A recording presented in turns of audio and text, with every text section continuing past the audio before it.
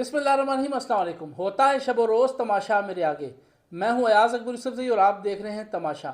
नाज़रीन, चेयरमैन तहरीक इंसाफ इमरान खान साहब पर जो कातिलाना हमला हुआ था उसकी एफआईआर जो है वो दर्ज हो चुकी है और उसकी एफआईआर थाना सिटी वज़ीराबाद में सरकार की मुद्दत में दर्ज हुई है।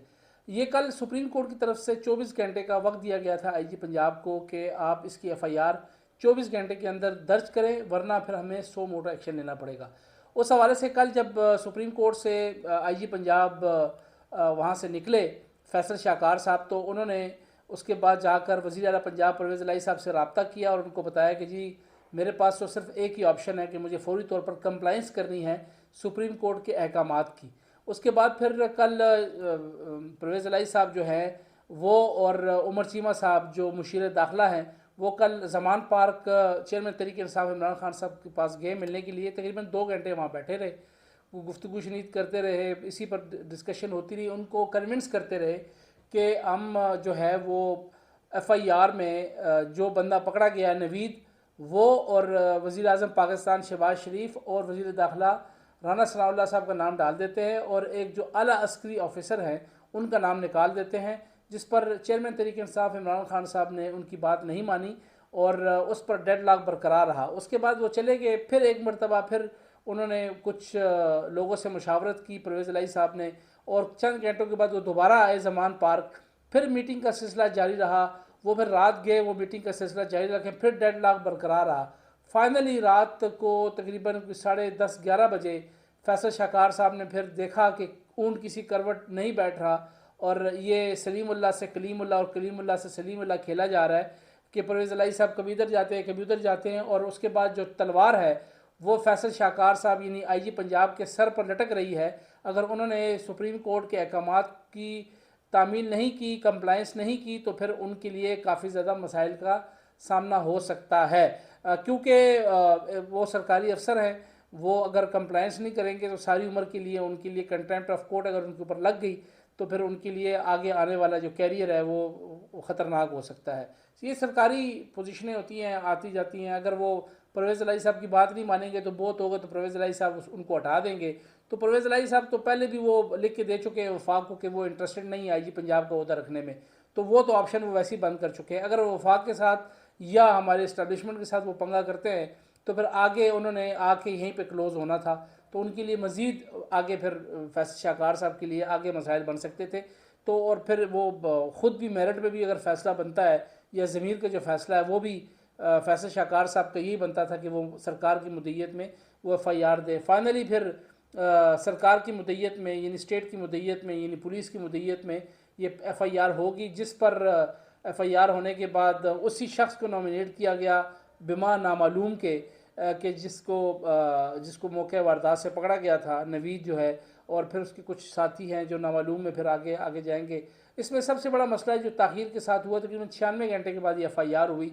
जो शवाहिद है मौके से वो भी डिस्ट्रॉय हो चुके हैं, जो सीन है वो भी ख़राब हो चुका है, क्राइम सीन तब्दील हो चुका है, वहाँ पर एविडेंसेस जो थे वो भी डिस्ट्रॉय हो चुके हैं। तो काफ़ी मुश्किल होगा अब आगे इसकी तफ्तीश होना, क्योंकि जितनी चीज़ें शहादतें इकट्ठी होंगी, क्राइम सीन प्रोटेक्ट होगा, उतने ही एविडेंसेस प्रोसिक्यूशन के लिए सही होंगे तो आगे अदालतों में केस सही चलेगा। और ये केस जितना मजबूत होगा आगे क्रिमिनल को या क्रिमिनल्स को उतनी ही सही सज़ा मिल सकती है। इसीलिए हमारे मुल्क का जो जुडिशल सिस्टम है लोग उसके ऊपर सवालात उठाते हैं, क्योंकि हमारे पास जो प्रोसिक्यूशन का अमल है वो बहुत ज़्यादा कमज़ोर है। हमारी शहादतें जो है वो बड़ी कमज़ोर होती हैं, हम केस सही मजबूत बना नहीं पाते, जिसकी वजह से फिर आपने देखा होगा कि यार आप कहते हो कि यार ये तो मुझे पता है कि इस बंदे ने फ़लाने आदमी को कत्ल किया था, ये तो फिर बाहर आ गया। तो इसलिए क्योंकि हमारी जो प्रोसिक्यूशन है वो बड़ी कमज़ोर है। एक तो इस पर बात है। दूसरी बात ये कि अब पीटीआई ने उस एफआईआर को रद्द कर दिया है और पीटीआई की जितनी आला क़यादत है वो कहते हैं कि हम इस एफआईआर को नहीं मानते। कोई कहते हैं हम अदालत जा रहे हैं, कोई कहता है जी ये रद्दी का टुकड़ा है, और कोई इसको जो है वो एफआईआर मानने को तैयार ही नहीं है। आखिरी हल यही था और क्रिमिनल जस्टिस सिस्टम के तहत ये एफआईआर हुई है। बल्कि सुप्रीम कोर्ट ने मैं कहूँगा रास्ता दिया है पंजाब पुलिस को कि अगर आप समझते हैं कि उनकी दरख्वास्त पे एफआईआर नहीं हो पा रही या वो एक गैर आइनी या गैर कानूनी मुतालबा कर रहे हैं, और तो आप क्रिमिनल जस्टिस सिस्टम जो पुलिस के पास है उसके तहत एफआईआर दर्ज करें, और उन्होंने कर ली। ये एक तो मामला ख़त्म हो गया पुलिस की हद तक। आगे अब अगर वो चैलेंज करते हैं तो फिर बाल जो है वो अदालतों के कोर्ट में जाएगी, वो हाई कोर्ट में जाते हैं या सुप्रीम कोर्ट में जाते हैं या लोअर कोर्ट में जाते हैं, वो फिर लंबा काम है। एक काम तो हो गया, इसकी एफआईआर तो दर्ज होगी। दूसरा जो लॉन्ग मार्च के हवाले से बात थी कि लॉन्ग मार्च इन्होंने पहले कहा मंगल को शुरू करेंगे, फिर बुध को शुरू करेंगे। अब फाइनली बात यह है कि जुमरात से ये लॉन्ग मार्च शुरू होगा 2 बजे उसी मकाम से जहाँ पर इमरान खान साहब पर हमला हुआ था, वहीं से शुरू होना है। लेकिन अजाब ये बढ़ा हुआ है कि उस दिन से 10-10, 12-12 लोग इकट्ठे होकर मुख्तलिफ जगहों से रोड ब्लॉक कर रहे हैं, क्योंकि हुकूमत इनकी अपनी है पीटीआई की। उनको इंस्ट्रक्शंस है पंजाब हुकूमत को कि पुलिस ने भी इनको कुछ नहीं कहना, इंतज़ामिया ने भी इनको कुछ नहीं कहना। वो ज़रूर वहाँ मौजूद होते हैं खामोश तमाशाई की तरह, कहीं 10, कहीं 12, कहीं 20, कहीं 25 लोग मौजूद हैं। किसी ने मोटरे पे कुर्सियाँ रखी हुई हैं, किसी ने टेंट लगाए हुए हैं। आप यकीन करें, मैं आपको हल्फन कहता हूँ कि 20-25 से ज़्यादा लोग किसी जगह में मौजूद नहीं हैं, लेकिन लोगों को अजाब में डाला हुआ है। कोई मरीज़ मर रहा है, कोई बीमार है, किसी ने शादी पे जाना है, किसी ने ट्रैवल करना है, किसी का कारोबार तबाह हुआ है। मैंने कल भी इस पर बड़ी डिटेल में बात की है कि हम पहले ही मईशत हमारी तबाह बर्बाद हो चुकी है, ले सही कर जो है वो खान साहब के लोगों ने पूरी कर रहे हैं।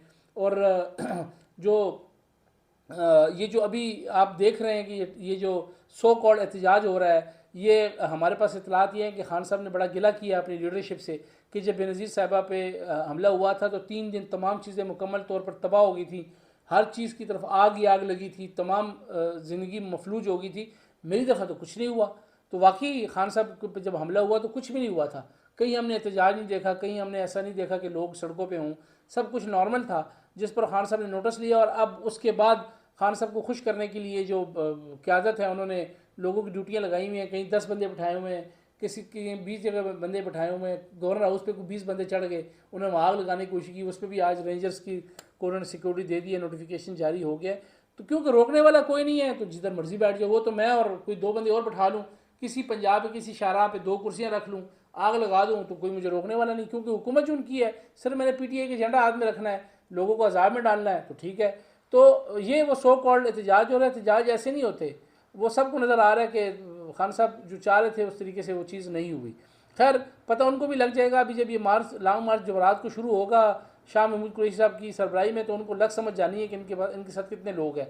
खान साहब कहते हैं जी मैं उधर से ज़मान पार से वीडियो लिंक पे खिताब करूँगा, 14 दिन के बाद पिंडी आऊँगा तो यहाँ से इस्लामाबाद पे चढ़ाई करूँगा। चलो देखते हैं, लेट्स सी, वो भी दिन दूर नहीं है। लेकिन ये 14-15 दिन बच्चों के स्कूल्स में हर्ज हो रहा है, बच्चों के स्कूल्स बंद हो गए हैं, तो पेरेंट्स जो हैं वो भी बेचारे बड़े परेशान हैं। और हर तरफ ही एक अजीब सा आलम है। ये 2-4 बंदों ने लोगों की ज़िंदगी अजीरन की हुई है, तबाह की हुई है। एक तो मसला ये है, पता नहीं इनको कब होश आएगा। लेकिन चलें, अल्लाह ताला तो है, अगर आप किसी के साथ बुरा करेंगे तो आपके साथ बुरा होगा। हम नहीं चाहते किसी के साथ बुरा हो, लेकिन लोग इस वक्त अजियत में हैं। अभी तो केपी वाले लोगों ने भी आना है, वो पता नहीं क्या गुड़ खिलाते हैं। एयरपोर्ट की तरफ जो रास्ता जा रहा है उसको भी बंद किया हुआ है, लोग अजीब मुश्किलात का शिकार हैं। दूसरा हमारे पास जो बड़ी ख़बर है वो ये है कि आरिफ अलवी साहब की मुलाकात हुई है पिंडी वालों से, इस्टेब्लिशमेंट के बड़े साहब हैं, उनसे मुलाकात हुई है और कोई दरमियानी रास्ते की बात की आरिफ अलवी साहब ने।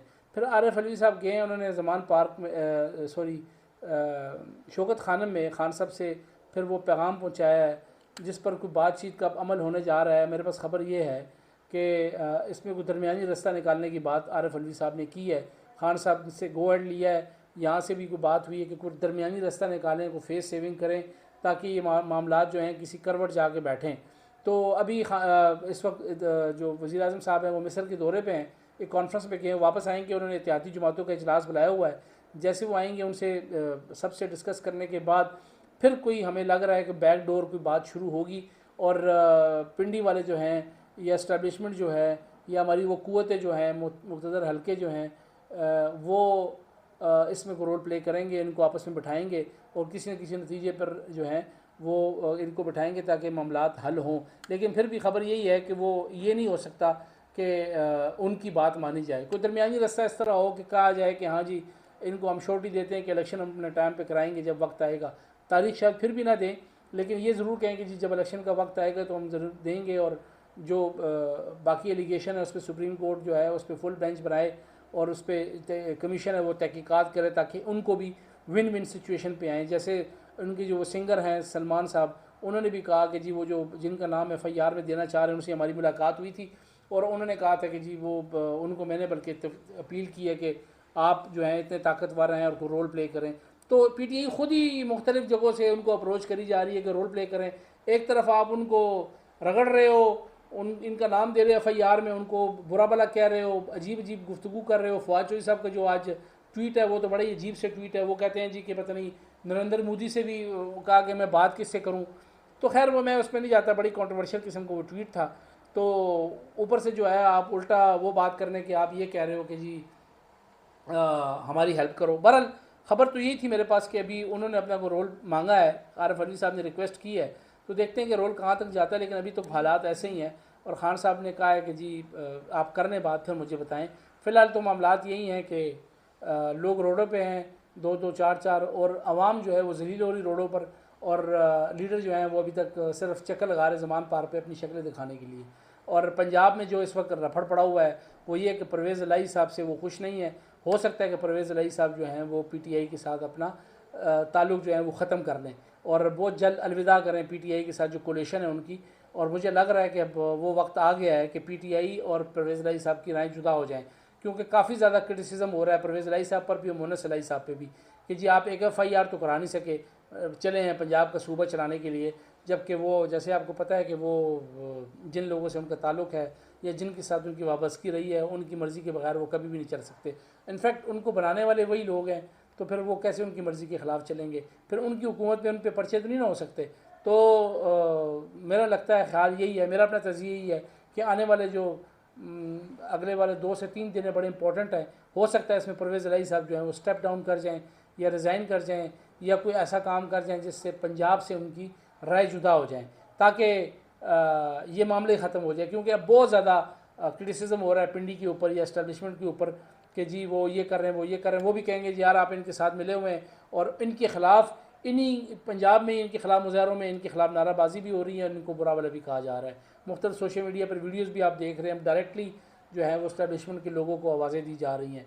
तो इसलिए फिर वो भी समझते हैं कि फ़ौरी तौर पर अब कोई ना कोई इसका रास्ता निकाला जाए, या तो फिर परवेज़ इलाही साहब साइड पे हो जाएं, गवर्नर राज लगाया जाए, नहीं है तो फिर हेड ऑन होकर आगे उनसे निपटा जाए। देखते हैं, लेट्स सी क्या होता है। लेकिन हालात अभी आने वाले वक्त में 2 से 3 दिन में क्लियर हो जाएंगे। अपना ख्याल रखिएगा। अल्लाह हाफ़िज़।